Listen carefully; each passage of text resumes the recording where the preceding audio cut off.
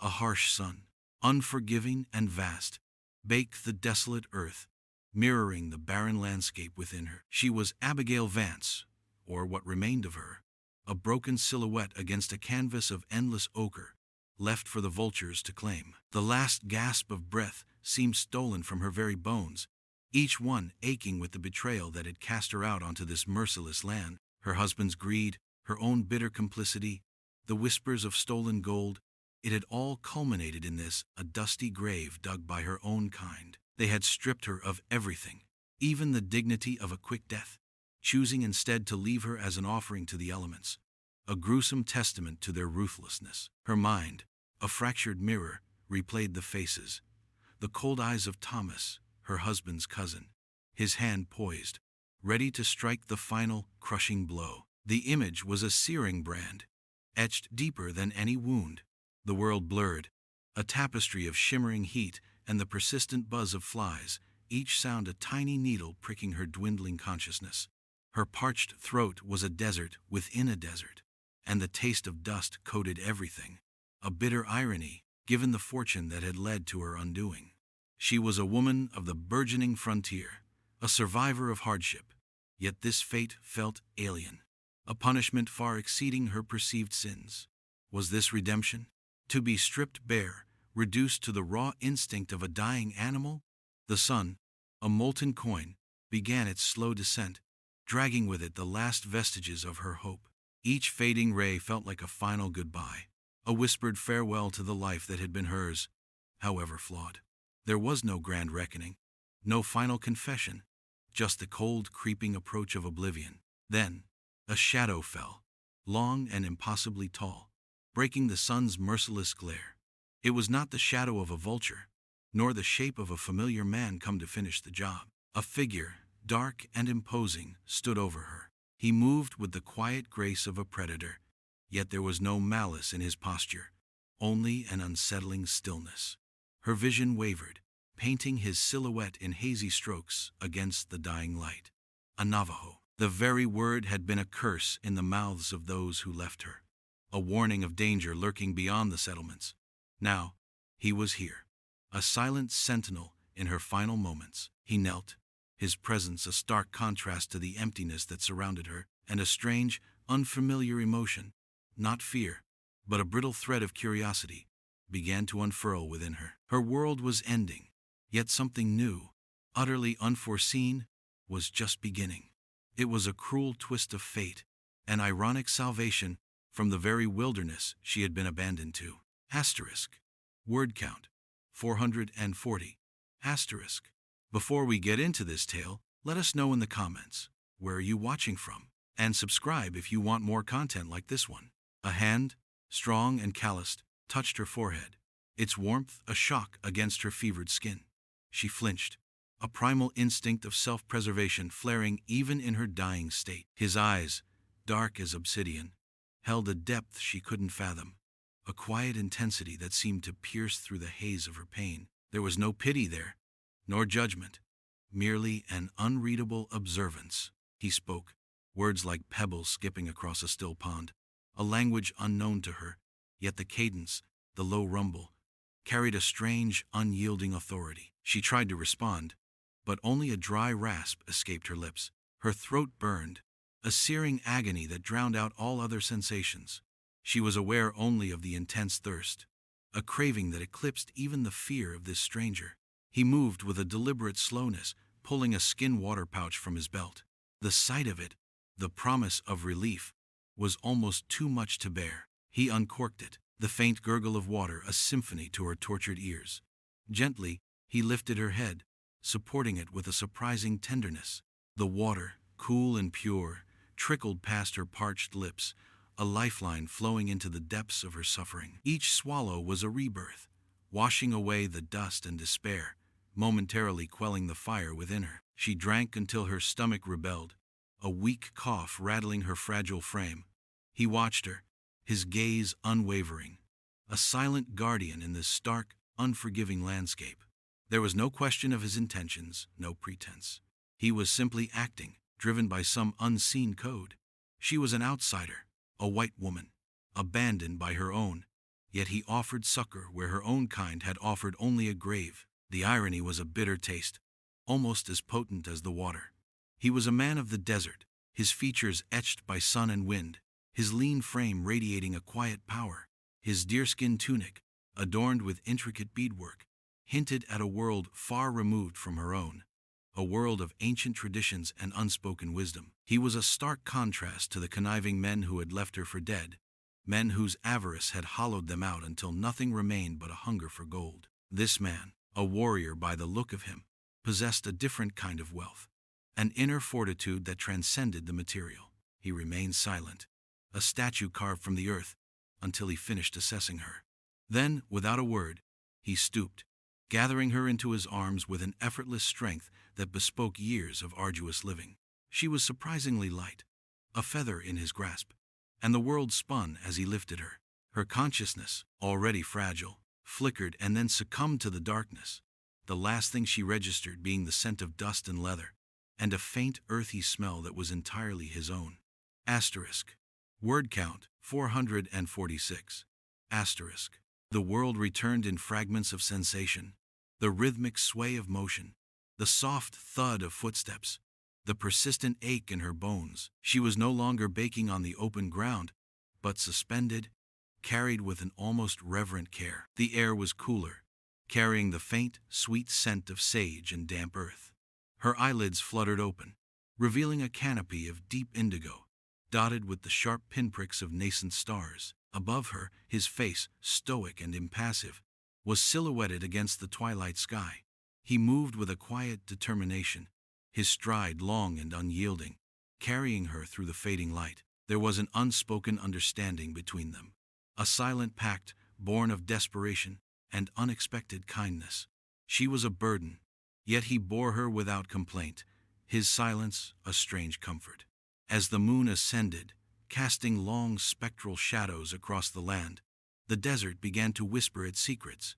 The shapes of mesas and buttes rose like ancient sentinels, guarding the vast expanse. It was a beautiful, terrifying wilderness, a place that could both kill and sustain. She had always seen it through the lens of a colonizer, a land to be conquered, its resources plundered. Now, carried by one of its true children, she felt a different kind of reverence, a humbling awe. She thought of her past, the dusty settlements, the cloying ambition that had defined her husband's life, and, by extension, her own. Hers had been a life of careful pretense, of feigning contentment while a slow rot consumed her spirit. The marriage to Cyrus Vance, a man of meager means and boundless avarice, had been a calculated gamble, a desperate bid for security in a world that offered little. He had promised a future, a home, but delivered only shadows and the chilling thrill of illicit ventures.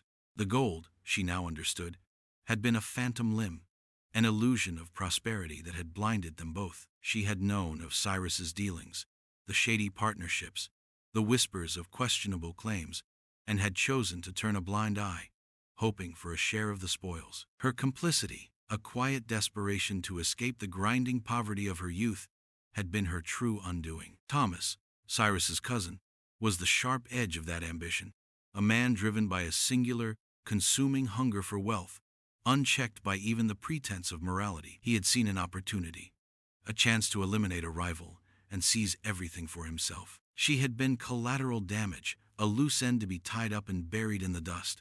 The thought brought a fresh wave of bitterness, mingling with the gratitude she felt for the silent warrior who now carried her. He was leading her towards an unknown future, away from a past that was nothing but a trail of ashes. A strange, unsettling irony. Salvation found in the arms of the very people her world had taught her to fear. Asterisk. Word count, 449. Asterisk. The journey stretched through the night, a silent, surreal passage across the moon-drenched landscape. By dawn, the silhouette of a sprawling cliff dwelling emerged from the hazy light, a natural fortress carved into the rock, blending seamlessly with the ancient earth. Smoke curled lazily from hidden openings, hinting at life within. This was his home, a place of refuge born of the very rock itself. He carried her directly into the heart of the community, a small village nestled against the cliffs, where children paused their play to stare, their eyes wide with a mixture of curiosity and apprehension. Women ceased their chores, their gazes assessing, their faces reflecting a quiet wariness. The air hung thick with their unspoken questions, their collective judgment. She was an alien presence, a disruption in their ordered world. He carried her to a dwelling, a cool, dark chamber carved into the rock, its walls smooth and unadorned. A fire pit in the center offered warmth and a faint, earthy scent. Here, he gently laid her down upon a mat woven from reeds, its surface surprisingly yielding. An older woman, her face a roadmap of wisdom and hardship, approached, her eyes holding a deep, ancient knowing. She carried a small, intricately woven basket, its contents a mystery. She knelt beside Abigail, her hands moving with a practiced grace as she examined her wounds, her touch surprisingly gentle.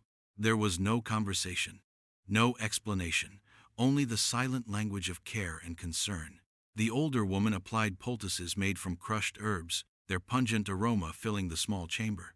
Abigail felt the pain begin to recede, a dull throb replacing the searing agony. She closed her eyes, exhausted, but a new understanding was beginning to dawn. This was not a place of malice, but of quiet strength, of a different kind of survival. The faces of the villagers, initially cautious, softened slightly as the days bled into one another. She was observed, studied, but not condemned. The warrior, whose name she still did not know, would visit bringing water and food, his presence a comforting anchor in her disorientation. He spoke little, but his actions spoke volumes. He was a protector, a silent sentinel against the world's harshness. Slowly, her body began its arduous climb back from the brink. The fever receded, replaced by a gnawing hunger. She ate the unfamiliar foods, her palate adapting to the simple, nourishing flavors. Her vision cleared, allowing her to truly see her surroundings. The intricate patterns woven into blankets, the simple tools of daily life, the profound connection these people held with the land. It was a life built on harmony, not conquest, a stark contrast to the rapacious world she had fled. The silence of their days, punctuated by the rhythmic sounds of daily life, began to soothe the frantic beat of her own troubled heart. She was a stranger, but she was alive, and in this unfamiliar sanctuary, she was slowly beginning to breathe again. Asterisk.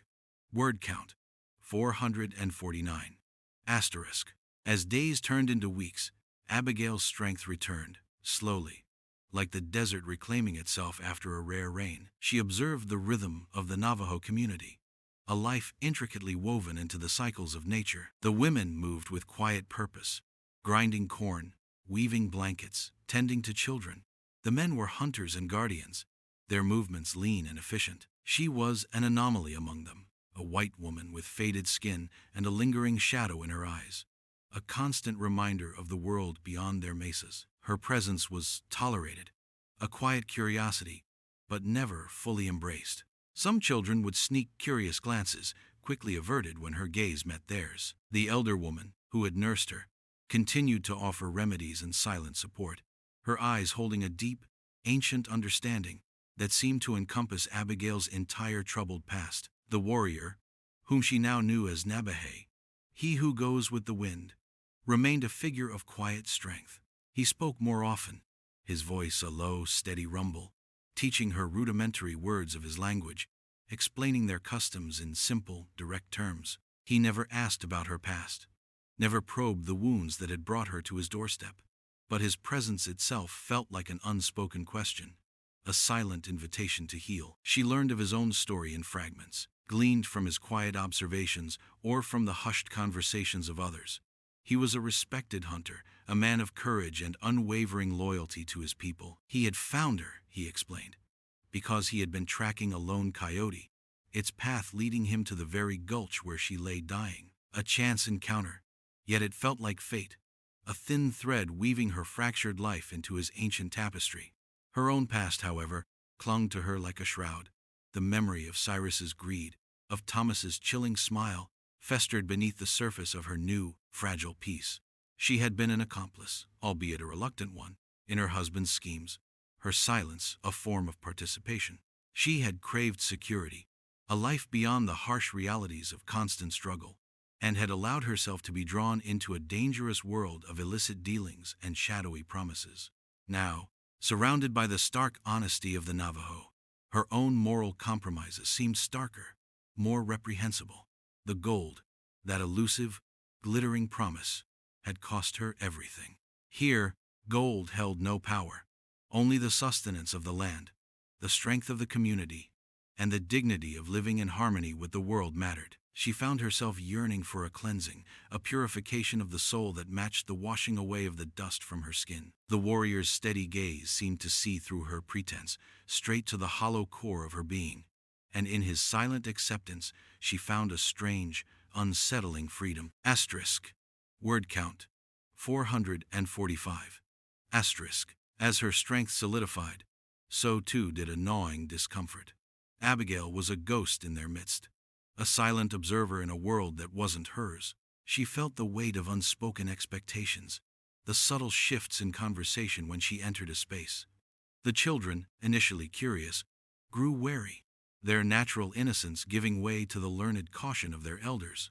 She was the pale woman, the one from the world of the Bilagana, the white people, a world that had brought only suffering and displacement to the Dine. Her presence was a constant reminder of the encroaching threat, a living symbol of the tensions that simmered just beneath the surface of their quiet existence. She tried to contribute, to help with the chores, but her clumsiness was evident, her hands unaccustomed to the rhythms of their work. She was an outsider, always. Nabahe, however, remained her silent anchor. He continued to teach her, patiently correcting her pronunciation of words, showing her how to husk corn or prepare skins. He never pushed, never demanded, simply offered knowledge as a gift. Their conversations were sparse, often just a handful of words, but each one carried weight, a hidden meaning. He taught her about the desert's subtle language, the rustle of a snake in the brush, the faint scent of rain on the wind, the cry of a hawk circling high above. He showed her constellations she had never noticed, stories etched in the night sky that spoke of ancient gods and heroes. Through him, she began to see the world not as a resource to be exploited, but as a living entity deserving of respect. This burgeoning understanding, however, was always tempered by the stark reality of her own flawed past. A flicker of her old life, a cold shadow, sometimes surfaced in her thoughts.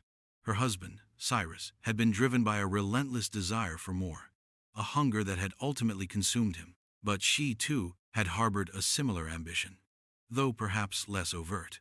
The lure of wealth, the promise of an easier life, had dulled her moral compass, leading her to overlook the questionable means by which Cyrus sought to acquire his fortune. She had wanted to escape the harshness of her own beginnings, the endless toil and deprivation, and had allowed herself to be complicit in a dangerous game. Here, among the Dine, there was a quiet dignity in their struggle, a deep reverence for what they had. This stark contrast ignited a slow burning shame within her. She was not the innocent victim she had initially perceived herself to be. She carried the weight of her own choices, the subtle moral compromises that had led her to that desolate gulch. The quiet peace of the Navajo community was a balm to her physical wounds, but it also laid bare the deeper, spiritual scars she carried. She was healing, yes, but also confronting a painful truth about herself, a revelation as stark as the desert landscape. Asterisk. Word count 448. Asterisk. The delicate peace of Abigail's new existence began to fray with the arrival of a small group of Bilagana prospectors, their boisterous laughter and crude boasts shattering the quiet harmony of the mesa. They were drawn by whispers of gold in the canyons, their faces hard and hungry, their eyes reflecting the same avarice that had consumed Cyrus and Thomas. Their presence was a stark intrusion, a violent clash of worlds. Abigail felt a cold dread settle in her stomach. These men were a mirror of her past, a tangible manifestation of the very darkness she had sought to escape. She watched them from the shadows of the cliff dwelling, her heart pounding a frantic rhythm against her ribs. Their crude jokes about dirty Indians and their boastful claims of territorial rights ignited a fierce protectiveness within her, a feeling she hadn't known she possessed. The tension within the Navajo community became palpable. The men, usually stoic, gathered in hushed conversations, their gazes hardening when the prospectors ventured too close to their sacred lands. Navajo, usually composed, carried an air of coiled readiness, his hand often resting near the hilt of his knife. The prospectors, emboldened by their numbers and their assumption of superiority, grew increasingly arrogant, their trespasses more blatant. One evening, they shot a deer on Diné land, leaving its carcass to rot. A deliberate act of disrespect, a clear challenge. The anger within the community simmered, threatening to boil over. Abigail understood the provocation, the calculated insult. She remembered Cyrus, always pushing boundaries, always testing limits. Just like these men, her own past, she realized, was a tangled web of similar moral transgressions, her silent complicity mirroring the arrogance of these intruders. Then came the night of the fire. Flames licked at the edges of the canyon, started, it was clear, by the prospectors as a warning. The sky glowed an ominous orange, and the acrid smell of burning sage filled the air. Panic rippled through the community. Children cried, women huddled together. Nabahi and the other warriors moved swiftly, trying to contain the blaze, their faces grim. Abigail, her heart thumping, watched the inferno, a horrifying echo of the destruction that had consumed her previous life. In that moment of terror, a memory surfaced, sharp and cruel. Thomas's words spat with venom as he held a lit torch to the dry brush, a silent threat before he struck her. He had called her worthless, a parasite, deserving of nothing but ash. This fire, though not aimed at her personally, felt like a continuation of that past violence, a direct consequence of the world she had once inhabited. The stakes were higher now. It was no longer just her survival, but the survival of this community, of Navajo, the man who had inexplicably chosen to save her. The deep flaws she carried within her, her own moral ambiguity, felt starkly exposed against the backdrop of this escalating conflict. She understood then, the fight was not just against the outsiders, but against the very darkness that lived within her own history. Asterisk. Word count, 449. Asterisk. The smoke from the fires hung heavy in the air, a constant reminder of the encroaching threat. Abigail, her mind racing, knew this could not stand. The prospectors' audacity had grown into open aggression, their presence a direct assault on the Diné's way of life. The next morning, Navajo, his face etched with grim resolve, spoke of a direct confrontation. "We cannot let them believe this land is theirs for the taking," he stated, his voice low but firm. The elders nodded, their silence a powerful affirmation. Abigail felt a shiver run down her spine. This was the moment, the inevitable clash of worlds, and she was caught in the middle. The violence of her past, the betrayal, suddenly seemed distant, yet undeniably connected to the tension that now gripped the community. The irony was palpable. She, a white woman, was now allied with the very people her former life had taught her to distrust against her own kind. Her own complicity weighed heavily. She had been part of a world that took, that destroyed, that saw land and people as mere commodities. Now, she was witnessing the devastating consequences of that mindset, embodied by the crude, rapacious prospectors. A deep, unsettling shame coiled in her gut. She remembered Thomas's sneering face, his eyes alight with greedy triumph as he planned to abandon her, the calculation in his gaze. He had been a predator, and she, in her own way, had been prey, but also an enabler of the predatory system. The thought was a bitter pill. She looked at Navajo, his profile strong and determined, a man who protected his people, his land, with quiet dignity. The stark contrast between him and the men of her past was agonizingly clear. She knew she couldn't stand by. This was her chance, perhaps her only chance, to atone for the silent compromises of her past. She approached Nabahi, her voice hesitant but firm. "I know these men," she began, the words tasting like ash in her mouth. "I know how they think. Their greed blinds them." Her words hung in the air, a confession as much as a warning. She spoke of their tactics, their vulnerabilities, gleaned from a life lived on the fringes of their mercenary world. Her knowledge, born of a tainted past, now became a weapon in the hands of those she had come to respect. Nabahi listened, his eyes unblinking, assessing her words, her sincerity. There was no judgment, only a deep, unsettling calm. His gaze seemed to penetrate her very soul, seeing not just the surface, but the raw, vulnerable truth beneath. It was a harrowing moment, an unburdening of a lifetime of suppressed guilt.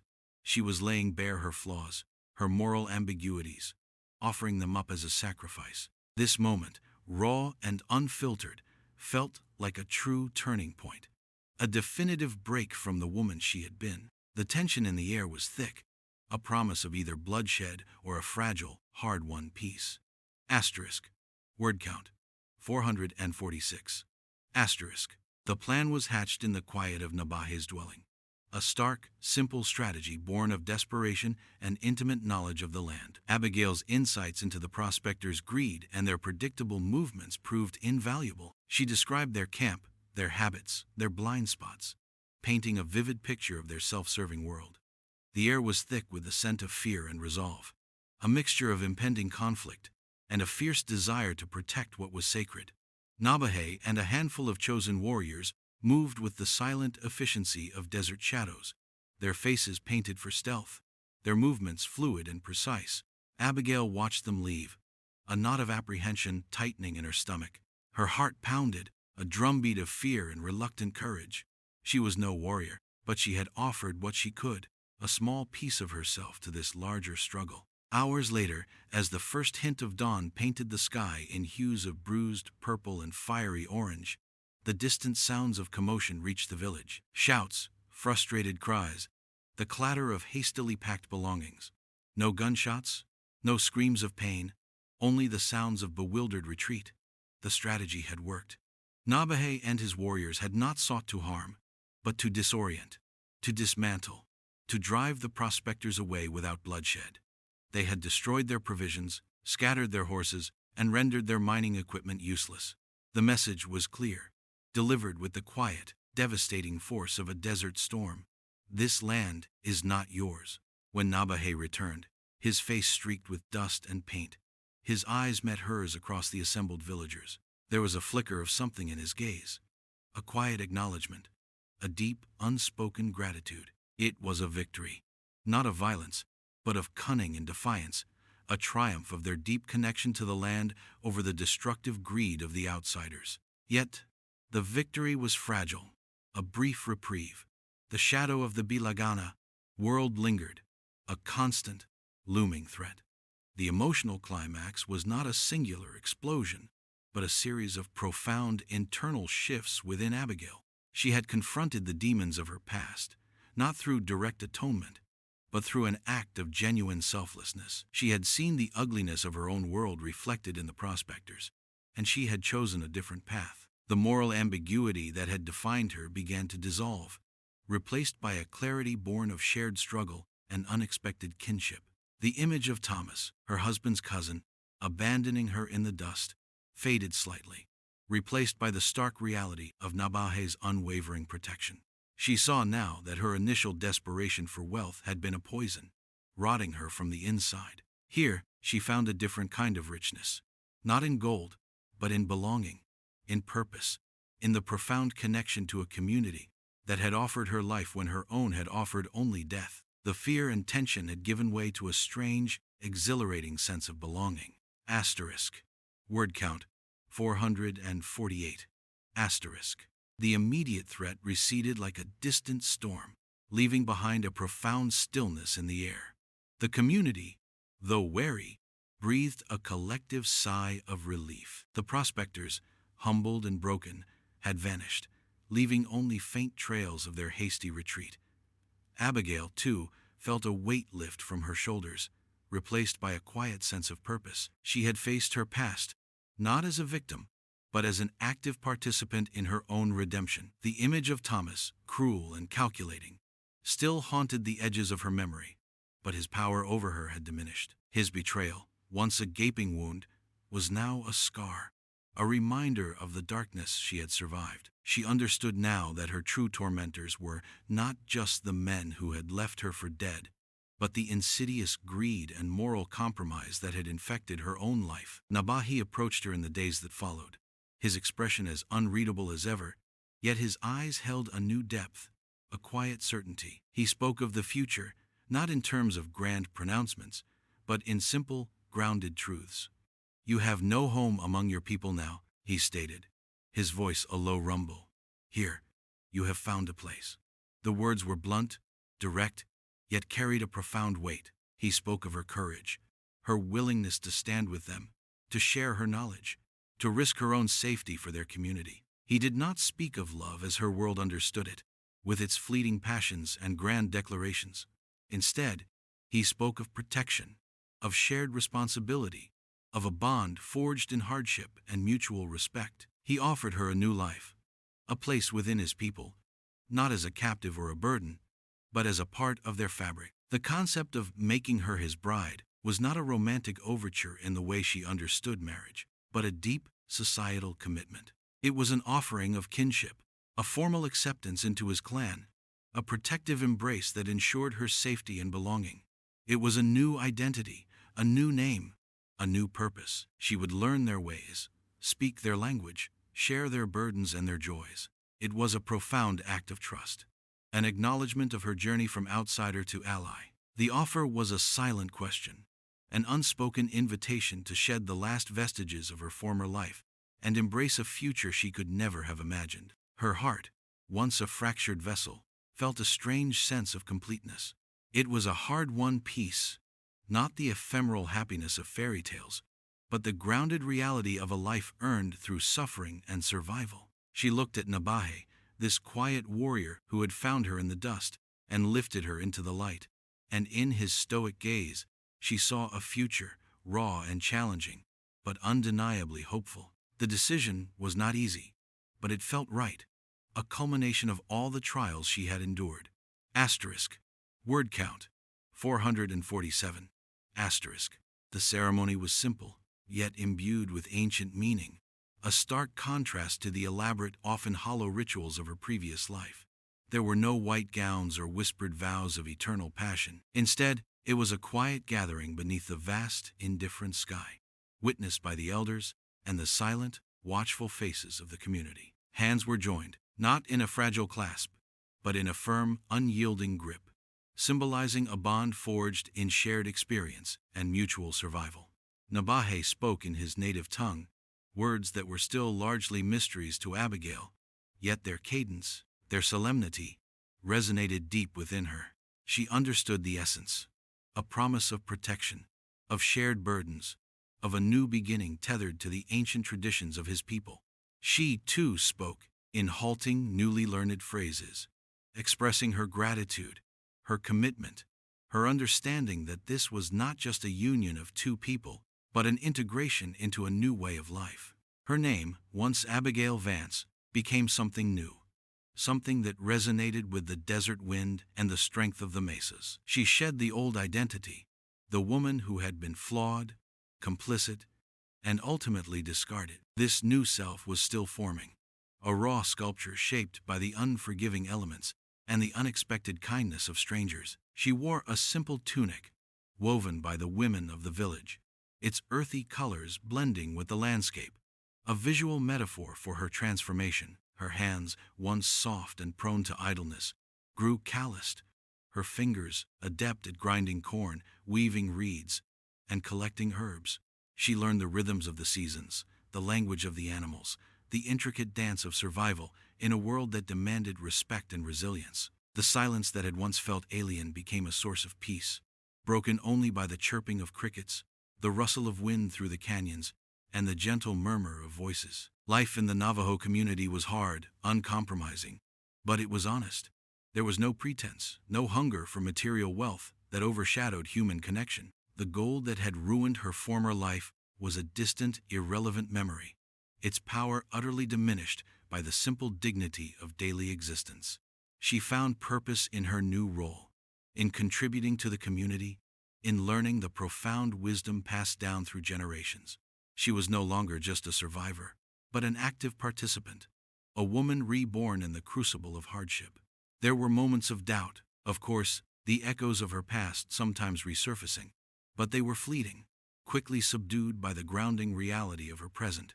Navajo was her anchor, his quiet strength a constant presence. Their bond deepened, not through passionate declarations, but through shared tasks unspoken understandings, and a profound, quiet respect. Their union was a testament to resilience, a beacon of hope born from the ashes of betrayal, a new narrative etched onto the ancient, enduring landscape. Asterisk. Word count 448. Asterisk. The sun, an unwavering sentinel, climbed high above the mesa, casting long, sharp shadows that painted the landscape in shades of ochre and deep indigo. Years had carved new lines onto Abigail's face, not of hardship, but of quiet wisdom. Her hair, once a lighter hue, now carried strands of silver, mirroring the moonlight on desert rock. She moved with the fluid grace of the Dene women, her hands sure as she worked the loom, weaving patterns that told stories of the earth and sky. Her tongue, once clumsy, now spoke the language of Navajo's people with a fluency that surprised even herself. She was no longer the frail, discarded widow, but a woman grounded in her new identity. Her past, a distant, fading echo. The very air she breathed felt different here, purer, imbued with the spirit of the ancient land. Navajo remained her steadfast companion, his presence a comforting silence, a quiet strength that underpinned her new life. Their relationship was a tapestry woven with shared experiences, unspoken understandings, and a deep, enduring respect that transcended words. He had taught her not only how to survive, but how to truly live, how to find beauty in the starkness of the desert, how to listen to the whispers of the wind. They had faced challenges together: harsh winters, scarce resources, the ever-present threat of the encroaching white world. But each trial had only deepened their bond, forging a connection as strong and enduring as the mesa itself. Their union was not a story of passionate romance, but a profound narrative of two disparate souls finding common ground, building a life founded on mutual survival and a shared reverence for the earth. She often sat by the fire at night, gazing into the dancing flames, her mind reflective. The bitterness of her past, the betrayal by Thomas, the avarice of Cyrus, had finally faded, replaced by a profound sense of peace. She had learned the true meaning of wealth, not in glittering gold, but in the unwavering love of a community, in the dignity of honest labor, in the deep connection to the land and its ancient spirits. The irony of her journey was a constant, subtle hum beneath the surface of her contentment. Abandoned for dead by her own kind, she had found life, love, and belonging among the very people her world had taught her to fear. Her story was a testament to resilience, a quiet rebellion against the destructive forces of greed and prejudice.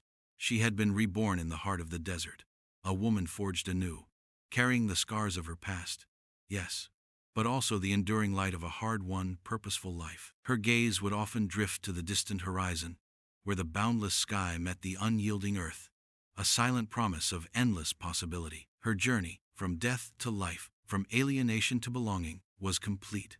Yet the story of her spirit, forever intertwined with the land and its people, would continue to unfold. Asterisk. Word count 449. Asterisk.